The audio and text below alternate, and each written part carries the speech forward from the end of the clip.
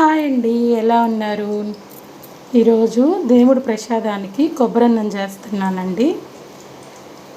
కానీ ఇక్కడ ఫుల్గా వర్షం పడుతుంది, కరెంట్ లేదు.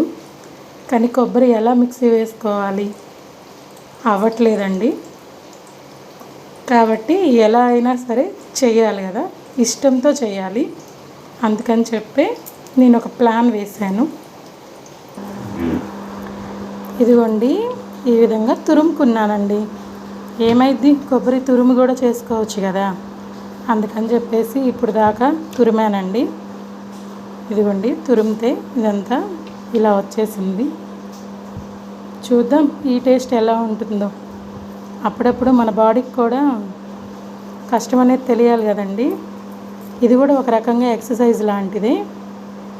సరే అండి, ఇంకా ప్రాసెస్లోకి వెళ్ళిపోయి కొబ్బరన్నం చేసుకుందామా. చేసుకునే ముందు ఒక్కసారి బయట వర్షం పడుతుంది కదా, అది కూడా చూసేసి వద్దామండి ఆ వర్షాన్ని. ఇదిగోండి, ఫుల్గా పడుతుంది వర్షం. ఈ విధంగా వర్షం పడితే కరెంటు కూడా రాదు కదండి.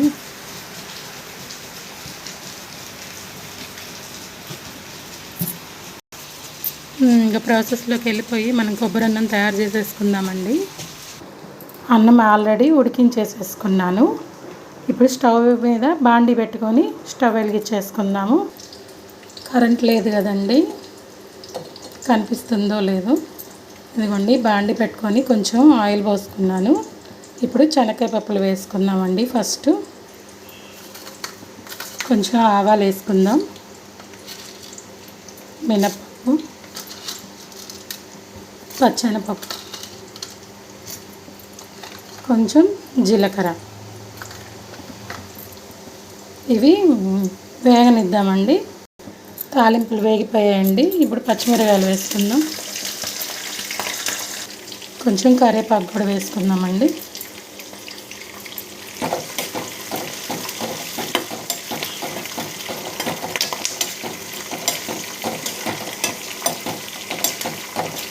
ఇది ఇప్పుడు అన్నంలో వేసి కలిపేసుకుందామండి.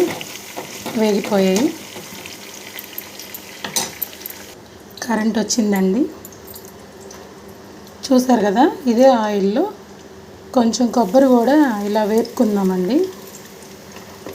అంటే పచ్చి కొబ్బరి కదా, సాయంత్రం వరకు ఉంటే కొంచెం స్మెల్ వచ్చేసిద్ది. అదే వేపుకొని వేసుకున్నాం అనుకోండి, సాయంత్రం వరకు ఉన్నా కూడా రైస్ చెడిపోకుండా బాగుంటుంది. లైట్గా వేపుకోండి, మరీ వేపుకుంటే మళ్ళీ ఇది డ్రై అయిపోయిద్ది. డ్రై అయిపోయేలాగా వేపుకోకూడదు. జస్ట్ ఒక్క 2 minutes అంతే.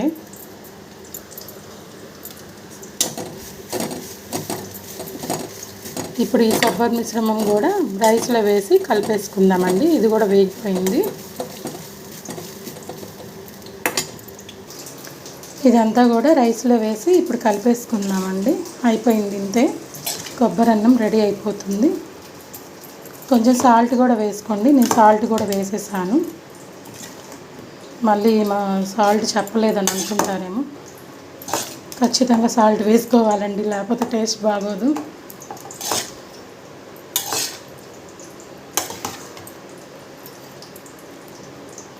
ఇంతే అండి, రెడీ అయిపోయింది.